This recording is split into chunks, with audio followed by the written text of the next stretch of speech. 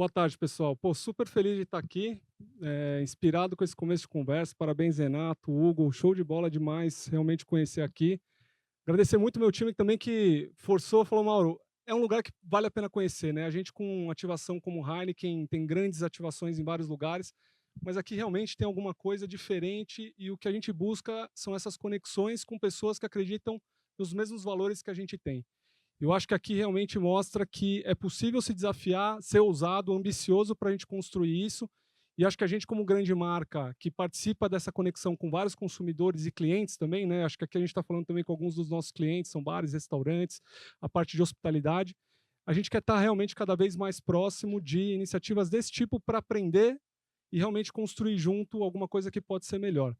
E o porquê disso, né? As pessoas realmente perguntam por que a Heineken tem tanta conexão com esse universo, por que a gente trabalha tanto a esfera de sustentabilidade, a construção realmente dos nossos valores. Eu acho que está muito ligado com o que a gente tem como a nossa visão aqui no Brasil, né? Que é a nossa estrela em cada coração e cada copo brasileiro. E às vezes parece simples, né? A gente olha coração na frente do copo e é assim que a gente enxerga de verdade. Às vezes a nossa marca não vai estar no copo de todos os brasileiros, às vezes a nossa marca vai ser cara demais para algum determinado consumidor brasileiro, mas a gente quer estar de verdade no coração. A gente quer que as nossas marcas sejam representativas e toquem alguma coisa que, de algum momento, esse consumidor está buscando. Então a gente não ambiciona ser a maior cervejaria do Brasil, mas a gente ambiciona ser a melhor. A que realmente trabalha com mais vocação, com mais propósito. A gente falou muito de felicidade, eu fiquei tocado no vídeo que a gente viu aqui do projeto também.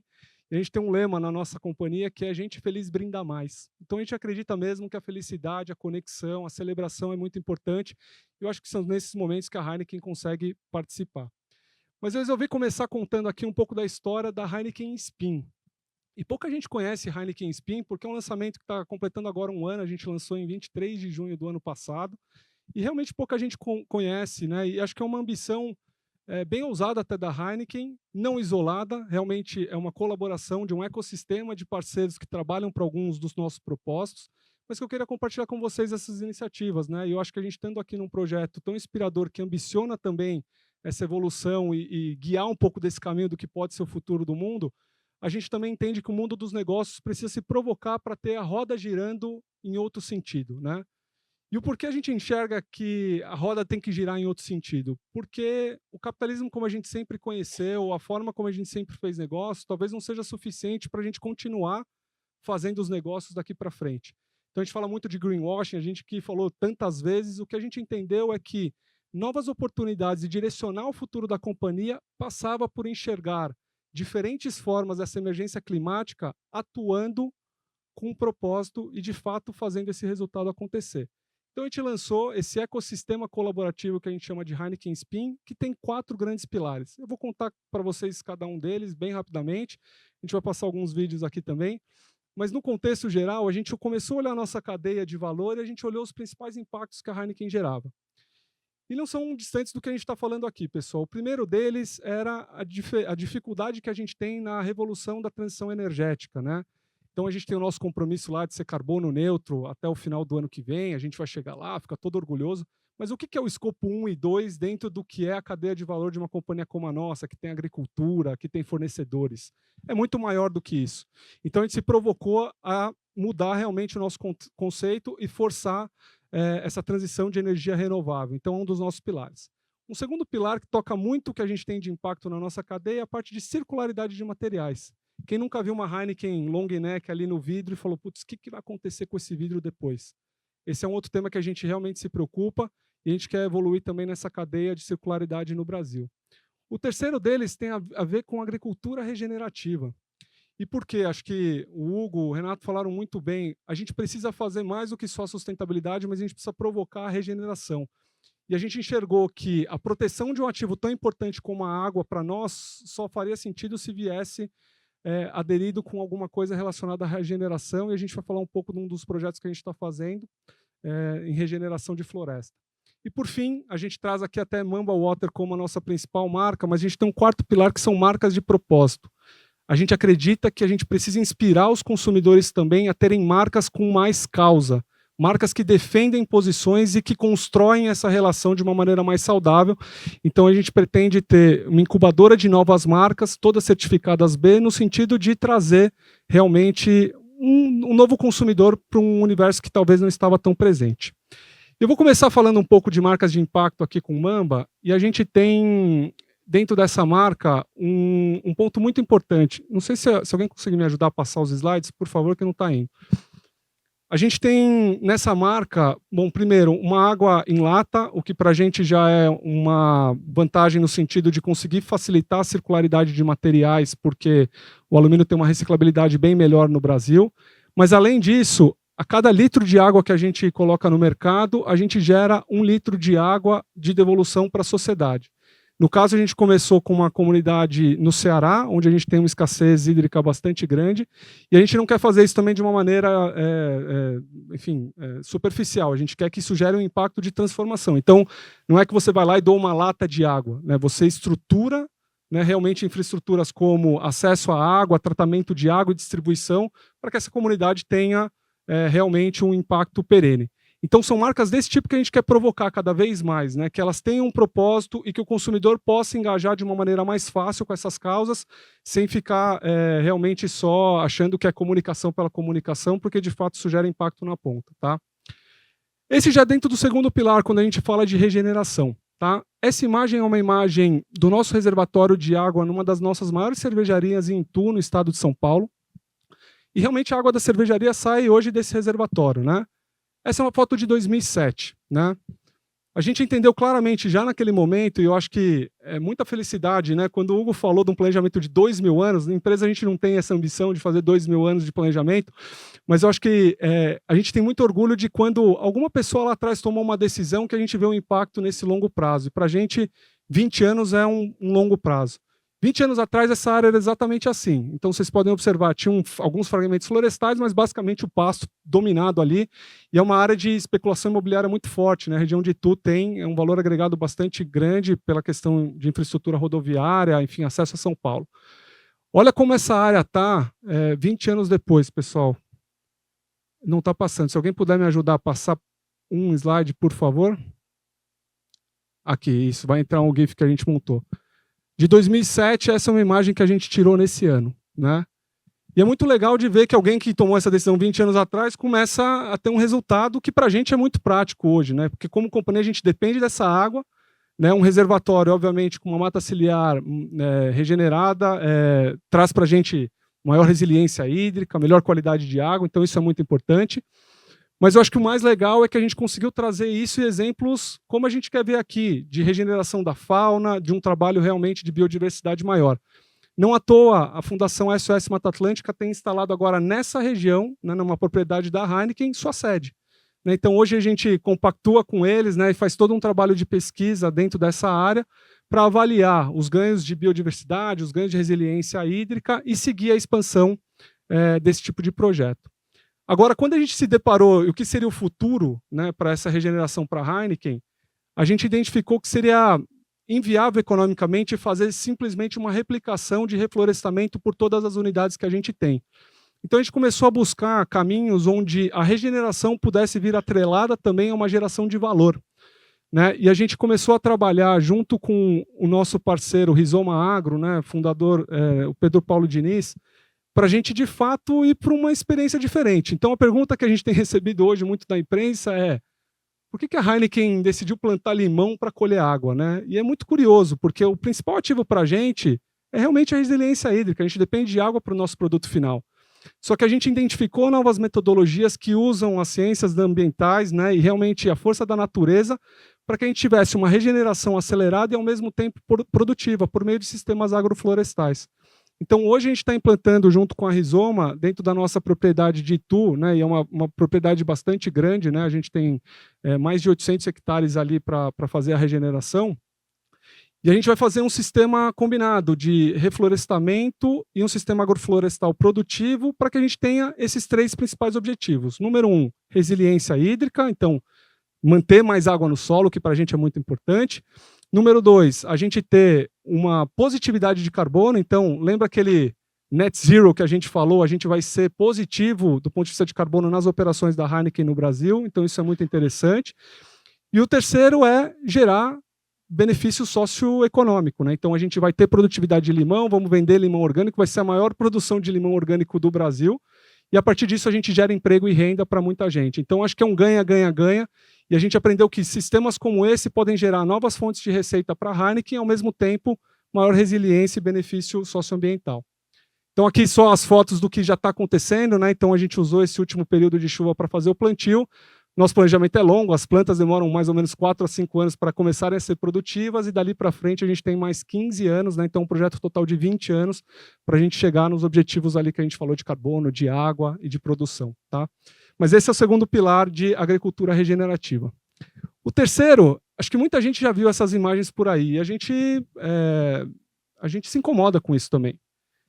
Pouca gente fala sobre as realidades, né? As pessoas perguntam, mas Mauro, quanto de vidro a Heineken gera? Eu vou dar um número para vocês. A Heineken gera 300 mil toneladas de vidro por ano. Se a gente pegar aqui numa conta no Brasil, entre 25% a 27% são reciclados, né, do total de vidro gerado no Brasil, a gente pode assumir que, na melhor das hipóteses, 75% está indo para um aterro sanitário. Olha só. Na pior das hipóteses, está indo para as praias, para os rios, para as florestas. E a gente entende que essa mecânica do vidro ela precisa ser revolucionada no Brasil. Mas o vidro tem um grande benefício, né? Ele é infinitamente reciclável, né? Então ele basicamente é areia. Se você consegue voltar o caco para dentro do forno, você volta com uma garrafa e tem um impacto super positivo, né?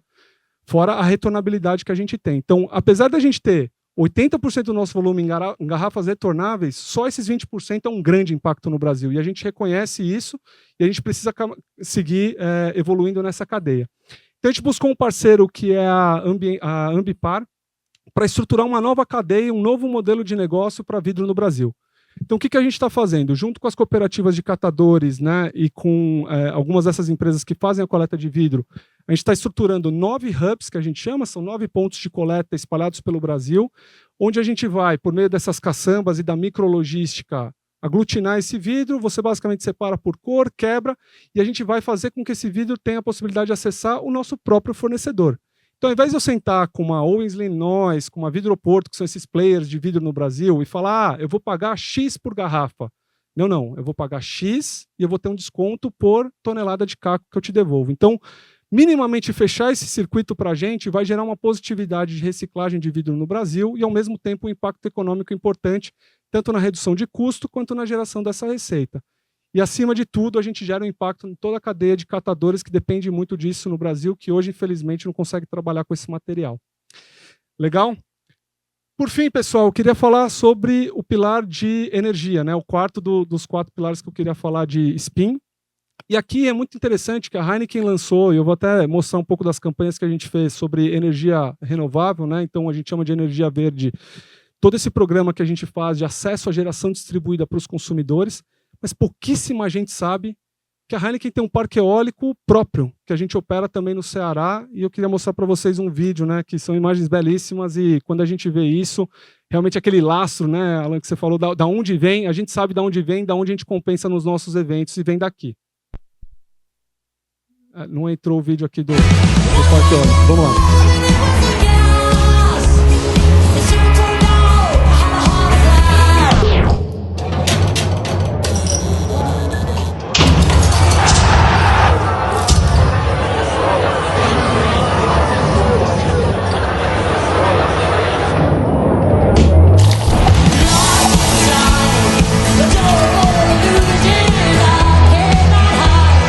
Aprecie com moderação.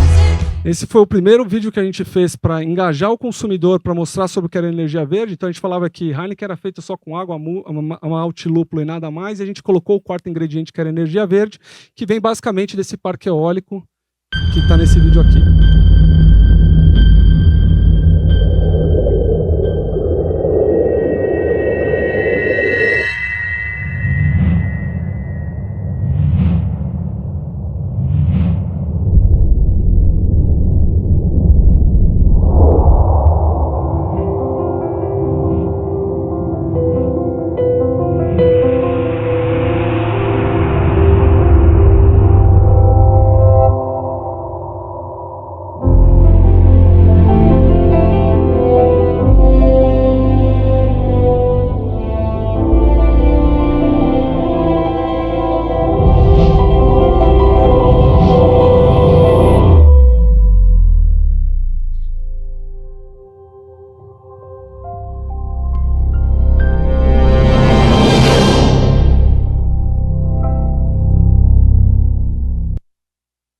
difícil para a gente, pessoal, é realmente engajar o consumidor, que é quem está nessa ponta, né? Então a gente tenta formas de comunicar e não parecer greenwash, ao mesmo tempo contar o que a gente está fazendo para ter mais gente querendo fazer, mas não é simples, né? Então a gente faz um filme tentando ser super lúdico para falar sobre energia verde, ao mesmo tempo a gente tem que mostrar de onde vem, como é que a gente constrói isso, porque não tem um payback direto, não é uma coisa que você faz um investimento e fala, não, só com esse investimento no custo de energia eu estou fazendo uma rentabilidade maior. Não é o caso. Então a gente precisa cativar cada vez mais os consumidores para fazer isso.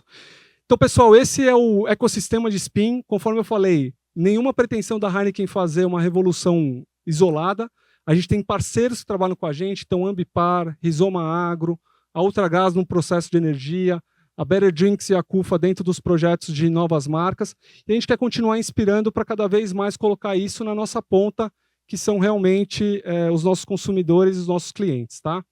Mas eu queria também pegar um recorte aqui, aproveitar a oportunidade, para falar um pouco do nosso pilar social, porque a gente fala muito das frentes ambientais, Spin está muito ligado a isso também, quando a gente fala da emergência climática. Mas quando você fala do impacto social num país como o nosso, numa operação como a nossa aqui no Brasil, não tem como você deixar de lado que uma companhia como a nossa tem um papel como ator social e a gente quer ser, de fato, um catalisador para que toda a cadeia venha junto e gere prosperidade. Então a gente lançou há 3 anos atrás o Instituto Heineken, que tem um foco muito específico nos principais elos de vulnerabilidade na nossa cadeia de valor.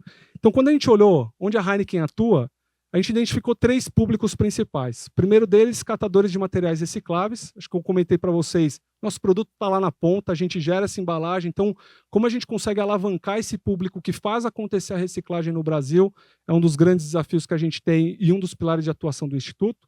O segundo, ambulantes, porque a gente participa também de grandes eventos, ou numa praia, ou às vezes até, enfim, em grandes centros. Nosso produto está sendo vendido direto por ambulantes que estão na informalidade, às vezes dependem daquilo para sobreviver, e a gente, de fato, precisa trabalhar cada vez mais com respeito e cuidado necessário com esse público. E o terceiro são jovens em situação de vulnerabilidade, e para nós isso está ligado principalmente com o impacto do álcool dentro das comunidades do Brasil. Então, o álcool tem um papel desafiador. A gente se considera, né, como cerveja a bebida da moderação, pelo teor alcoólico, a gente precisa cativar isso. Mas se o jovem não tem perspectiva de estudo, de desenvolvimento, de emprego, de renda, ele busca um subterfúgio, e muitas vezes é o álcool, e o que a gente quer fazer por meio do Instituto é trabalhar nisso. Então eu queria mostrar para vocês um mini-doc que foi feito por um dos nossos projetos, depois eu vou contar um pouquinho mais desse projeto para vocês, mas acho que mostra um pouco do senso de realidade e do impacto social que uma empresa como a nossa pode ter.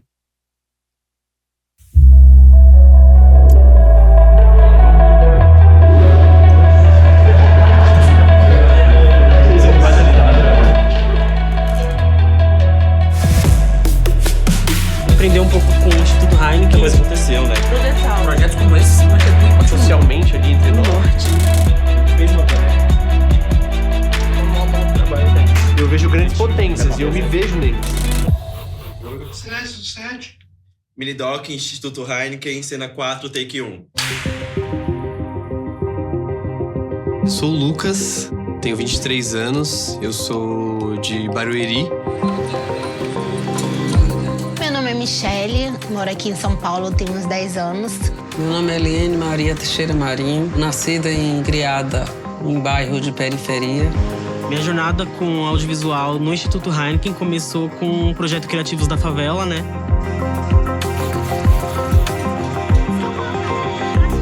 Eu sempre materializei muito um curso desse estilo. Eu pude vivenciar várias visões diferentes da minha. Porque eu sou uma pessoa de comunidade da periferia, mas eu não sabia muito a visão de outras pessoas de outras comunidades. Eu enxergar que numa pessoa periférica existe essa potência, eu acho que é de grande valia. São projetos como esses que mudam totalmente a nossa trajetória, né? Dificilmente, e mesmo se a gente conseguisse, demoraria muito mais tempo pra gente poder estar num set como a gente teve, de ter acesso a equipamentos, a professores, como a gente teve dentro das aulas. tem muito conhecimento que eu trouxe, que eu expando para pessoas que são do meu convívio que não participaram do Criativos. Teve um módulo do curso que chama WeLab, que é um projeto que busca trazer a gente para um lado mais socioemocional, um lado mais centrado. Projetos assim tem que só crescer cada dia mais para conseguir abranger mais pessoas, porque a periferia tem muitos talentos que muitas vezes não conseguem colocar para fora o potencial que eles têm, porque não tem essas oportunidades. Acredito que não somente no nosso projeto do Criativos da Favela, mas também no projeto dos catadores e dos vendedores ambulantes, se cria essa comunidade. E essa comunidade nos fortalece de uma forma que nos impulsiona muito e nos faz ter novos olhares, novas perspectivas. Minha trajetória como ambulante começou com a questão do desemprego. Sendo eu uma mulher preta, desempregada, o único caminho possível naquele momento era esse. Minha história com a reciclagem começou, infelizmente, no passado. Eu fui moradora de rua e usuária de crack. Não tinha dinheiro para comprar a substância. Aí eu engravidei do meu filho. Falei, não quero mais essa vida para mim. Não quero mais. Reciclagem me deu a autonomia de cuidar do meu filho, porque eu sou sozinha, não tenho família, não tenho ninguém. Eu já ouvi tanto, por que você não vai fazer outro trabalho? Porque eu escolhi estar aqui, eu quero isso. Estou fazendo uma coisa pelo meu planeta também. Quando você diz que é ambulante, aquela coisa já não é mais o mesmo, não tem o mesmo sentido de você dizer que é um doutor. Ninguém nunca olhou para um ambulante como o Instituto Heineken olha.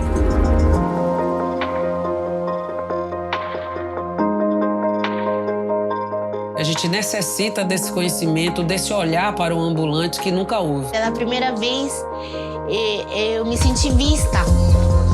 A gente foi abraçado. Eu espero que esse projeto possa amplificar mais ainda no nosso Brasil inteiro, porque não é só aqui que tem carroceiro, não é só aqui que tem reciclador. E é uma parceria maravilhosa.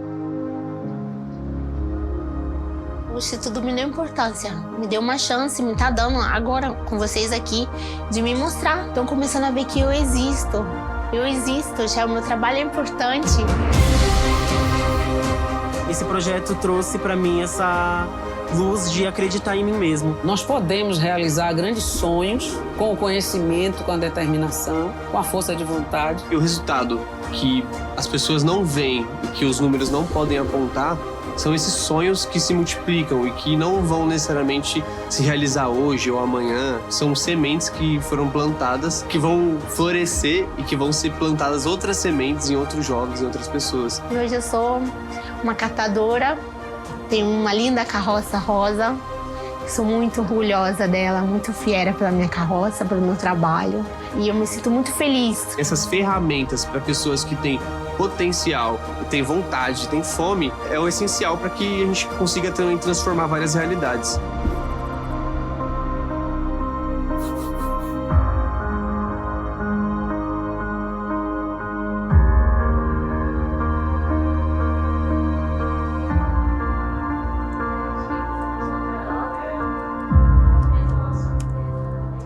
Corta, temos!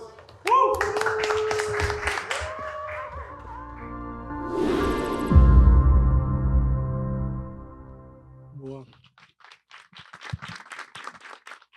E o que a gente fala é que é só o começo mesmo, né? Então, no auge dos meus privilégios de ter sido, né, uma pessoa com uma família estruturada, de cor branca, de classe média alta em São Paulo, é muito fácil você falar, é muito fácil você imaginar que você está gerando, mas quando a gente vai na ponta e vê a potencialidade que tem quando essa oportunidade ela é gerada, eu acho que é isso realmente que nos inspira e eu acho que é isso que uma companhia como a nossa pode fazer. Então a gente fala que realmente é só o começo porque a gente não tem a pretensão de revolucionar todas as mazelas da sociedade brasileira, mas se a gente puder fazer alguma parte, eu acho que essa parte vai ser muito útil. E esse filme foi feito pelos jovens desse projeto Criativos da Favela, que foi um programa que a gente fez desde o lançamento no Rock in Rio, estendemos para o The Town, que são 2 festivais que a gente patrocina com patrocínio master, e a gente reverteu todo o benefício, né, todo o dinheiro gerado por Heineken 00 nesses festivais para a formação desses jovens, né? Então, foi ali que eles tiveram acesso a aprender como é que funciona uma dinâmica de uma ilha de edição, de captação, de trabalho realmente no audiovisual. E o que a gente está fazendo agora é usar a nossa força na cadeia de valor para que esses jovens tenham acesso ao emprego, né? Então participem dos nossos eventos, façam as captações, façam os nossos vídeos, as nossas campanhas publicitárias. E é só um dos exemplos, tem para ambulantes, para catadores, mas para não estender muito, eu queria compartilhar isso com vocês no social. Então, para finalizar aqui, só para a gente dar um recorte mais para eventos sustentáveis, que foi um dos briefings que a gente falou, eu não vou nem passar por essa campanha que a gente fez também aqui, mas para dar exemplos como é difícil você mobilizar ali em grandes ativações, mas você consegue, a partir disso, trazer novas tendências e revolucionar. A gente começava a falar lá em 2022 de uma puta revolução, que era usar um copo de plástico, em parceria nessa época com a Natura, para a gente fazer uma segunda vida desse plástico, né? Então a gente achava legal isso, fala, pô, que legal. Mas no final do dia você ainda tem todo o problema do plástico gerado, você gerava algum benefício, mas você tinha uma externalidade. Pô, no ano passado a gente começou a utilizar o copo retornável. Será que é fácil fazer o retornável numa operação como um Rock in Rio, por exemplo? Numa operação de um grande show no Allianz Parque ou, enfim, outro estádio no Brasil? Não é. E a gente tem aprendido muito com isso, mas a gente enxerga nossa potencialidade de marca para fazer essa provocação e aí o consumidor vai falar, putz, é isso que eu quero, é nesse evento que eu quero estar, é aqui que eu quero participar e a gente enxerga que essa é o nosso papel. Mas eu queria fechar fazendo ainda uma provocação, um desafio muito grande que a gente ainda tem na cadeia de eventos, né? E como grande empresa a gente tem desafiado muito os nossos status de direitos humanos, né? A gente fala muito dos ambulantes, dos catadores que trabalham nos nossos eventos, mas quando você olha toda uma cadeia de grandes eventos, você tem uma mobilização gigante de pessoas por trás e a gente não tem toda a estrutura necessária para você garantir que essa pessoa está tendo uma jornada digna, uma remuneração digna, uma alimentação digna. Então, a provocação que a gente ainda se faz é quando que a gente vai conseguir traduzir isso também para os produtores de evento numa outra conotação, comungando desses valores que a gente comunga e não só passando a conta, porque não é uma questão de pagar, é uma questão de você influenciar toda essa cadeia de valor, né? Então a gente começou no último ano com 5 festivais, né, de primeira tentativa e a gente quer expandir isso cada vez mais, mas eu queria terminar aqui, enfim, abrir para a gente conversar, porque tem que ser o mais informal possível, mas eu fiz um pupurri um pouco do que a gente estava fazendo e estou aberto aí para a gente conversar. Obrigado, pessoal.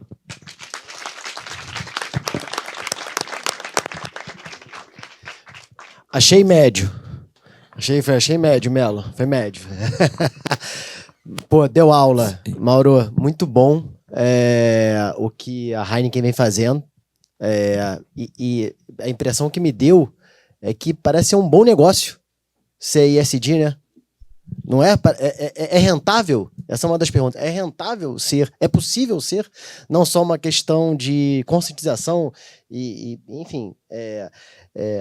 de vetor mesmo da empresa, de ser sustentável, ou não. É um negócio que no fim do dia economicamente faz sentido. Exatamente. Eu acho que empresas como a nossa, a gente não é uma instituição sem fins lucrativos. A gente tem acionistas lá fora e a gente precisa gerar receita.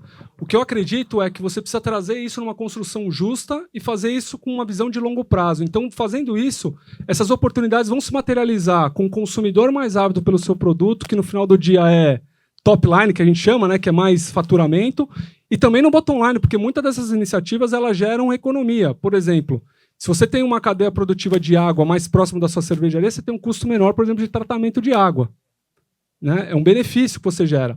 A questão do vidro que a gente falou, você vai acabar pagando menos pela sua garrafa.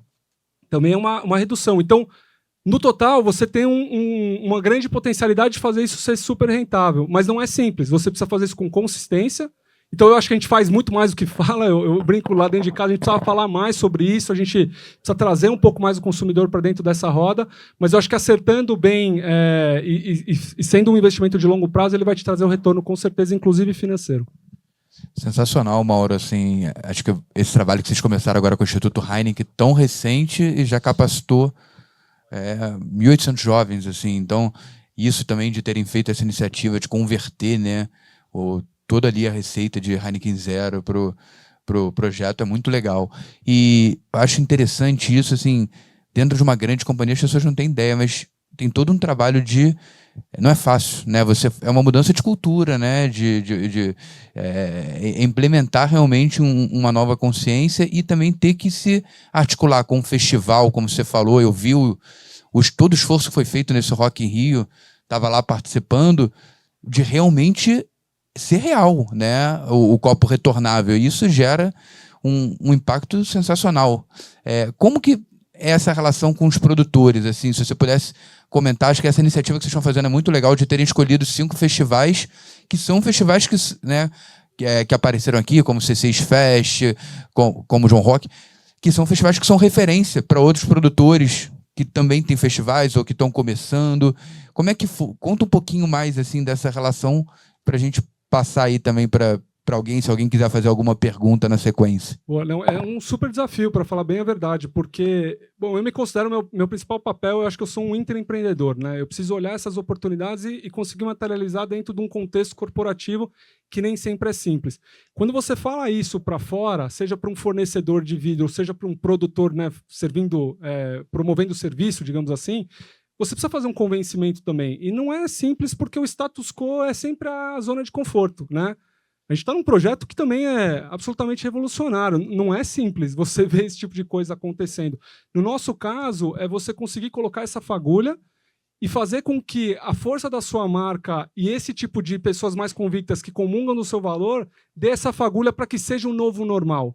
O que eu acredito é um catador que participa de um evento, um ambulante que está no seu evento de rua ou nas imediações, por exemplo, de um festival que você atua, ele deveria ter uma remuneração justa tanto quanto uma pessoa que está ali servindo ou, enfim, sendo brand promoter dentro de um festival. E a gente não tem essa visão, porque o nosso normal não, isso nunca foi, né? Mas precisa começar a ser. Eu acho que a gente precisa fazer isso a partir de muito convencimento, né? Pessoas que comungam dos mesmos valores, e a partir disso você fala, putz, gostei, agora é um novo normal, e aí vai ser realmente uma coisa escalável, né? Então é isso que a gente quer fazer. É cultura, né? Cultura, legal. Alguém tem alguma pergunta para fazer? Eu tenho. Vamos lá. Assim, por tudo que você falou aqui, que foi assim muito legal, né? O posicionamento da Heineken. Algumas coisas já sabia, outras não. Legal você netar, né? Esse carbono zero. Né, que você zera o que você gasta, zera com o que você entrega. A Heineken hoje, ela olha de forma diferente para entidades, empresas, toda a turma da indústria criativa que tem como os valores essa pegada social, ambiental e ESG, de uma maneira geral, tipo, isso faz com que a Heineken olhe diferente, olha, você está habilitado aqui para ser nosso parceiro, vou te dar um apoio diferenciado até, porque, cara, você está tocando no meu valor, você tá fazendo o que eu estou fazendo. Perfeito, né? É exatamente essa a tendência que a gente quer fazer. Hoje, ainda é muito naquela lógica do comando e controle de grandes organizações, que você estabelece suas premissas, você fala, ó, por favor, executa essas premissas. Então, não aceito isso, não aceito isso, não aceito isso, não aceito isso. É legal, pô, acho que é o básico, né? Você falar que você quer um tratamento justo, uma remuneração justa, controle de jornada, é o básico. O que a gente precisa fazer agora ok, você quer fazer o algo a mais comigo. Como é que a gente faz isso juntos, além do relacionamento? Isso acontece muito, né? Estou aqui com o Silvio do meu time aqui de relacionamento. Logicamente, a gente vai fazer isso com parceiros que estão mais próximos e com um dos mesmos valores. Só que a gente ainda não tem mecanismos tão apurados para você falar, olha, estou te dando um incentivo, uma mudança de prazo de pagamento, e é isso que a gente precisa construir. Então, o que a gente fez com esses principais aqui, que a gente está colocando como pilotos, entender o que a gente não vai negociar. Então, a gente fez um primeiro manual de eventos sustentáveis com direitos humanos, né, tendo como foco. E a gente começou a falar, putz, será que realmente a gente precisa de todo evento ter uma área de assistência psicológica para combate a assédio? A gente viu que funcionou muito bem em alguns eventos, em outros teve zero procura. A gente falou, putz, talvez esse é um investimento muito alto para o retorno que traz. Será que eu preciso ter controle de jornada de trabalho de quem faz a montagem? Porra, esse aqui a gente viu que se a gente não controla, você não tem a segurança de que a pessoa está tendo tempo de descanso e remuneração justa. Pô, esse aqui a gente vai fazer e vamos implementar. Então a gente ainda está nesse passo, por isso que eu fiz a provocação. Acho que a gente está longe de falar, olha, a Heineken, você vai no evento da Heineken, está num padrão, fiquem tranquilos que você não vai ter risco de direitos humanos. Não é esse o caso ainda.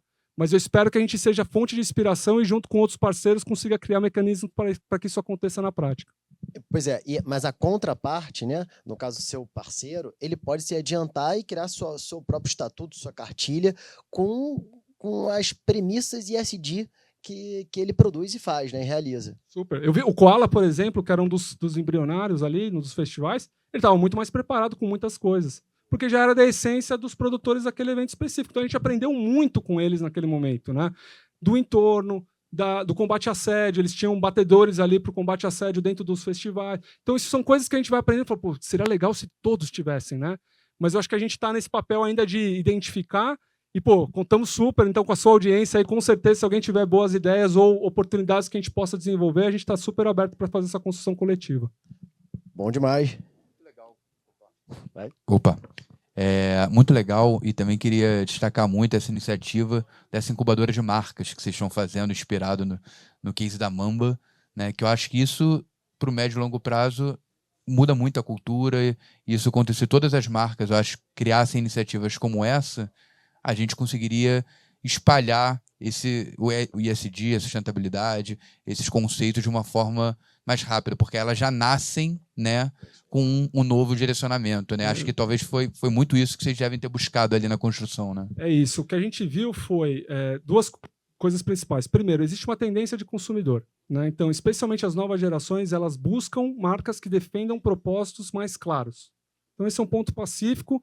Eu acho que as grandes marcas elas ainda não conseguiram ajustar nesse senso de comunidade, nesse senso de propósito, em realmente se colocar. A gente fez isso com Heineken, mais na parte de energia verde, a plataforma que a gente chama Green Your City.